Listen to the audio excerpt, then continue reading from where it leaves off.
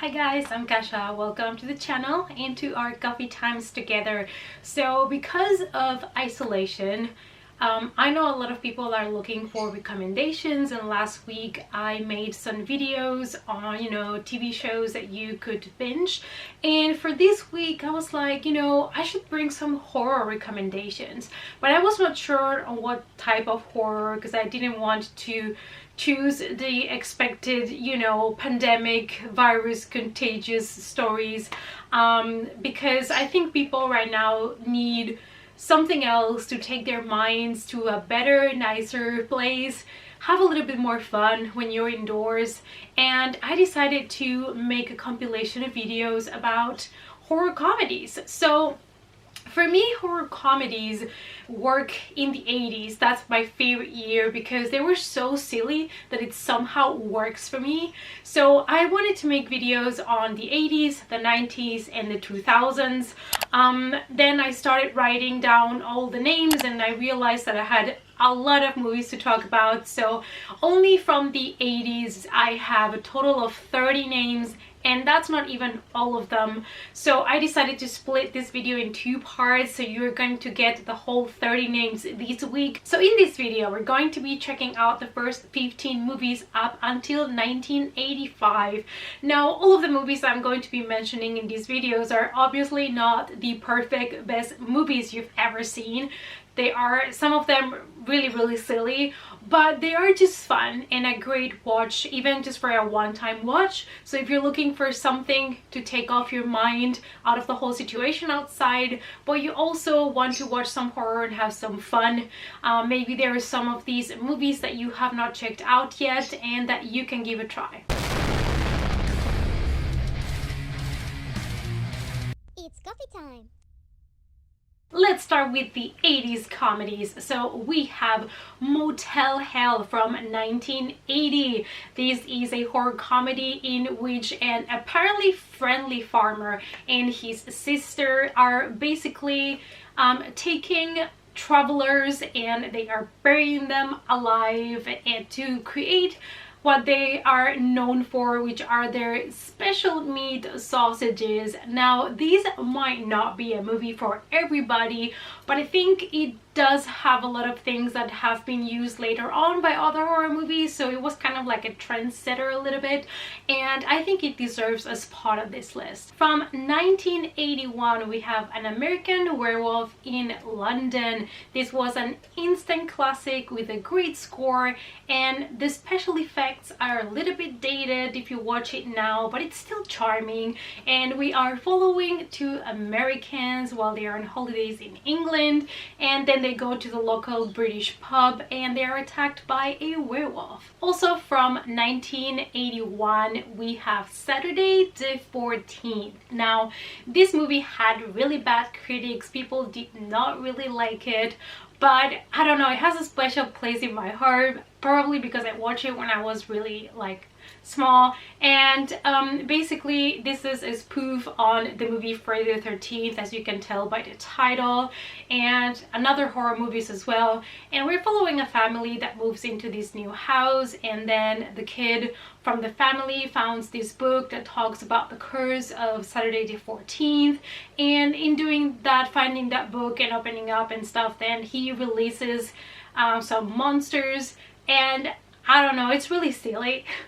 But hey, if you have not watched this one and you're willing to give it a try, just go for it. Also from 1981 we have The Monster Club. This is a British anthology of horror stories based on the stories of a British author, and it stars Vincent Price. Now this movie does have low production values, but the horror stories are surprising and it was a lot of fun. Another one from 1981, this was apparently a good year for horror comedies. We have Student Bodies, and this is another movie that is doing kind of like a parody, a spoof on like some typical slasher horror movies like Halloween, Friday the 13th, and Prom Night. So we are in a high school in which there is this serial killer that it's called The Breather, which is obviously already a parody of, how serial killers breathe. And basically this killer starts killing everybody that indulges in sex, so which is something that a lot of people make fun of. You know, if you're having sex in a horror movie, you're gonna die. So yeah, this one was a lot of fun just because of all the typical tropes from horror movies. From 1982, we have a Basket Case. Now, this is a movie that you should not take seriously, but it is a lot of fun and I actually really enjoy it. And this is about a guy that is carrying a big basket that contains his heavily deformed Siamese twin brother, and he's looking for revenge from the doctor that separated them when they were small. And like I said, you're not supposed to take this seriously. I mean, when you hear this plot, you already know it's going to be fun. And they had some sequels after it because it was well received. And I don't know, this was one that it's just so much fun. From 1982, we have Creepshow, an anthology of 5 horror stories directed by George A. Romero, but we have a lot of cameos like Stephen King, who also did the screenplay, and whose son Joe Hill you can see in one of the stories as well. And this one was so much fun. I absolutely love all the different stories. Of course, I have a special place in my heart of the story from the farmer, the dumb farmer that is played by Stephen King. I absolutely loved it. From 1984, we have a cult classic, The Toxic Avenger, and this is a black comedy slash superhero horror movie in which a janitor from a health club is being harassed by some of the customers, and one day while he's being chased in this health club, he falls out of a window and, you know, ends in toxic waste, which basically heavily deforms him and makes him really hideous looking, but it also gives him super strength that he can use on his favor. This is a movie that I believe everybody knows of. At least you've heard about it if you haven't watched it. So if you haven't, now you might want to give it a try. And now let's go to 1985, and the first movie that I want to mention in this year is The Return of the Living Dead, which is one of those movies that kind of set the tone when it comes to zombies eating brains and not only flesh. So it was kind of the first movie that really focused on zombies eating mainly brains and being obsessed about brains. A couple of employees at a medical supply warehouse release this kind of gas that turns the dead into undead, so into kind of living again. And this is one of the most fun kind of punk rock zombie stories. And so the people that have been reanimated because of these gas, they start to hunt down people because they're hungry and they want brains. Then we have Fright Night, directed by Tom Holland. Now this is not specifically listed as comedy horror on IMDb, but I think it is fun, so I'm including it here. I'm giving myself that power. And it is, I think everybody knows what this is about. Probably you've either watched the original or you've watched the remake that was done. But it's basically the story about this young teenager that starts to suspect that his next door neighbor is a vampire and tells people, but people obviously don't believe him. And I think this is such a classic that if you have not watched it yet and now you have some extra free time, give it a try. For the next one, please hear me out, and that is Transylvania 65000. So I know this movie has a really messy plot and it can get really silly. However, I'm gonna make a point here. Jeff Goldblum. That's it. That's my point. That's a reason why you should watch this movie. We love this man. And it's basically following 2 tabloid reporters that are being sent to get a story on the Frankenstein's monster who is supposed to be living in Transylvania. So it is kind of like a mix between Mary Shelley and Dracula, and it is really silly, but I don't know. I mean, Jeff Goldblum, can I use that twice as an argument?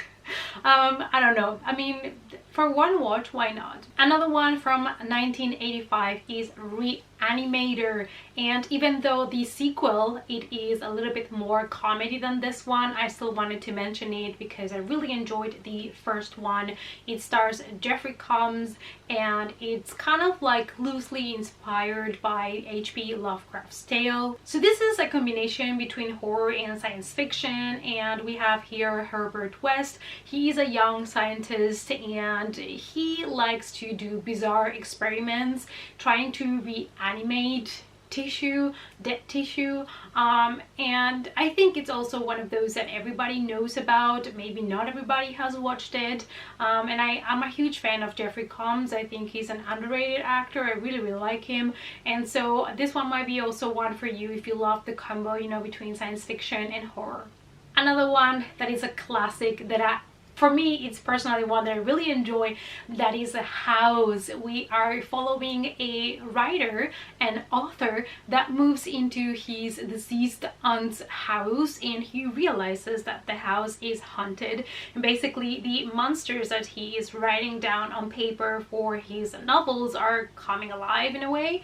So it turns into one of his biggest nightmares being in that house, and it's just such a clear comedy movie made to be fun, and I really enjoyed the House movies. Then we have The Stuff, another science fiction kind of satirical horror movie about a private detective that tries this new consumer's test treat, and it's kind of delicious but also lethal. This is a very campy movie, but the special effects are actually pretty good for the time, and also the main character at the beginning, you kind of hate this person. It's kind of unlovable, but then it kind of grows on you towards the end, and it's definitely worth a watch. And the last one, it's kind of like a fun one combination, is this teenage sex-oriented comedy called Once Bitten that stars Jim Carrey, and we have here a centuries-old vampire called the Countess, and she has been surviving by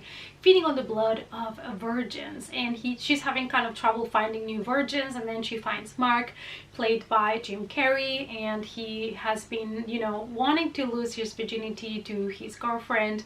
I don't know, Jim Carrey, like, I really like that man as well, so whatever he's in, I automatically find it funny. So this was part 1, 15 horror comedies that you should watch at least once, and I hope that you enjoyed the recommendations. Hope that you found a couple of new movies that maybe you have not checked out yet yourself. Let me know down below if there's any other one from the period from 1980 to 1985 that I should maybe check. Let's comment that down below, and thanks so much for watching. I really appreciate all your support, guys. I hope you're staying safe.